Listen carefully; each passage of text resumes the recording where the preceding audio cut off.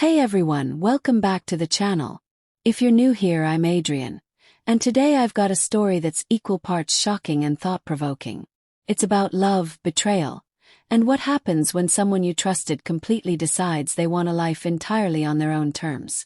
Before we dive in, don't forget to hit that subscribe button, share this video with someone who appreciates real-life stories, and tell me in the comments where you're watching from, city, country, or maybe even a secret hideout. Alright, let's get into it. My name is Adrian. When my wife looked me in the eye and told me she wanted to live for herself without me, my response changed everything between us forever. I first met Evelyn at a professional networking event several years ago. She worked in the human resources department of a large multinational company, and I was just beginning my career in financial consulting. That evening, our conversation immediately drew me in. She spoke with a mix of confidence and curiosity about her work, asking insightful questions and sharing her own perspectives. I was impressed by how ambitious and thoughtful she was, and I left the event feeling genuinely excited to see her again. Our courtship unfolded naturally over the following months. We would meet for coffee between work commitments, spend weekends exploring museums, or take evening walks while talking about everything, from politics to childhood memories. Evelyn seemed genuinely invested in building a meaningful connection. She supported my career ambitions while pursuing her own professional growth. After 2 years of dating, we married in a small, intimate ceremony that felt perfectly suited to us both. Evelyn moved into the house I had bought the previous year using an inheritance from my grandfather. It was a modest 3-bedroom home with a small yard, but fully paid off and reflective of the stability I had always wanted to provide for a family. The first 2 years of our marriage were nearly ideal. Evelyn appeared to love the house and never suggested we needed something larger or more modern. She had her own career and income, but our financial arrangement felt balanced. I covered the mortgage-free house expenses while she contributed to groceries and utilities. We maintained separate accounts and a joint account for shared expenses and savings. Everything seemed fair and harmonious. During those early years, Evelyn had a few friends from work and college, but she wasn't socially active outside of our marriage. She occasionally attended happy hours or work events, but most of her free time was spent with me or on her own hobbies. I never felt that these friendships interfered with our relationship. Evelyn seemed to value our partnership and understand that marriage required considering each other's perspectives. Around the 3rd year of our marriage, Evelyn reconnected with some of her college friends via social media. Both had been in her sorority and were organizing regular meetups in the city. At first, I was happy she was expanding her social circle. One of the friends was divorced, working in real estate, and outspoken about women reclaiming independence after years of prioritizing men. The other had never married but experienced a string of long-term relationship failures.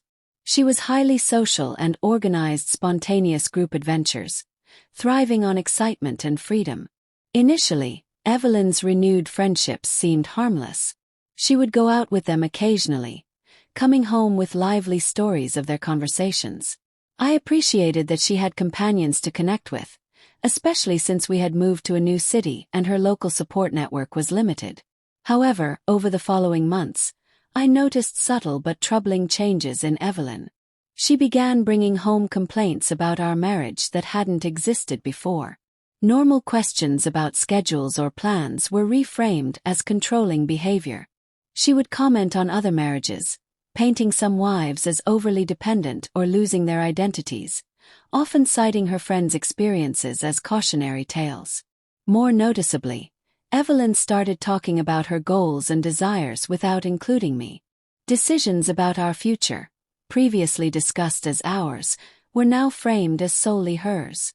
I initially tried to dismiss this as a natural phase, a period of personal growth. I didn't want to be threatened by her friendships or interests. By the 4th year, her college friends had become central to her social life, meeting multiple times a week, often late into the night. Evelyn's stories began to carry a sharper edge, highlighting grievances and struggles framed around male control or restriction. Our early decisions, like me handling household expenses, were now reframed as me trying to control her financially. Discussions we once had jointly were now portrayed as me doubting her judgment. Arguments became more frequent, usually escalating from minor disagreements to broad accusations about my character. She started posting frequently on social media about women's independence, often in ways that felt like pointed commentary on our marriage. Evelyn became increasingly secretive, taking calls in other rooms or stepping outside to talk, insisting that I was invading her privacy if I expressed concern. The turning point came during our 5th year, when Evelyn announced she planned a week-long trip to Las Vegas with her unmarried friend. This wasn't a discussion but a statement of fact. Flights and hotels had already been considered. My concern wasn't her traveling. It was the unilateral decision and disregard for our shared life. When I voiced my discomfort, Evelyn erupted. She accused me of possessiveness and insecurity, criticized my traditional views, and compared me unfavorably to other men. The fight lasted hours, with Evelyn becoming more energized by confrontation than by compromise. She declared she would go on the trip regardless of my feelings and insisted that our marriage shouldn't limit her freedom. After that, Evelyn withdrew emotionally, moving into the guest bedroom and treating me like a roommate. Weeks passed in almost complete silence, punctuated only by logistical discussions. I held on to hope that communication would eventually return, considering counseling or gestures to bridge the gap. But Evelyn showed no interest in resolution, seeming content with a Cold War that reinforced her independence while punishing me emotionally. The final blow came one Thursday evening. I returned home after a late work project to find Evelyn at our dining table, papers spread before her. She wasn't wearing her wedding ring. Calmly, she told me she deserved to live for herself and that meant ending our marriage. The papers were divorce documents.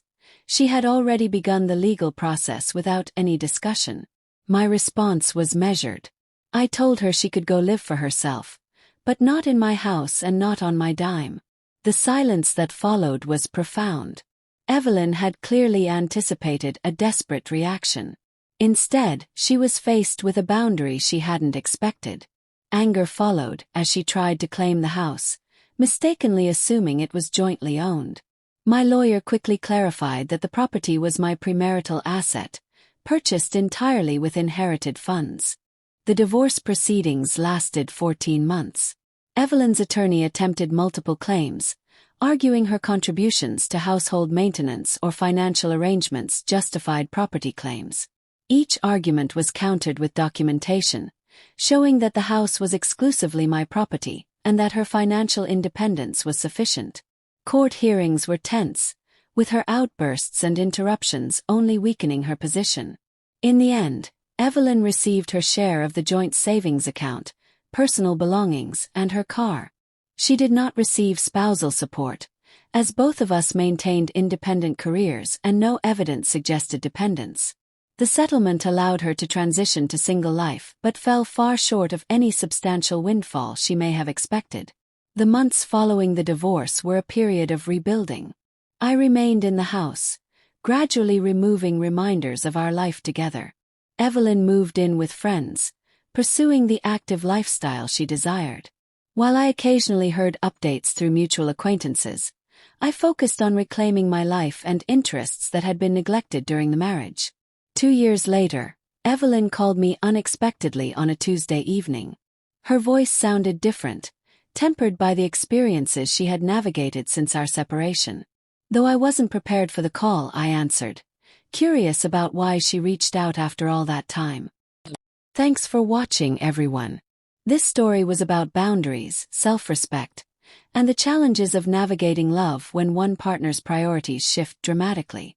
If this story resonated with you, make sure to like the video, leave a comment sharing your thoughts or experiences, and subscribe for more real-life stories and life lessons. Remember, sometimes the hardest choices teach us the most about ourselves. I'll see you in the next one.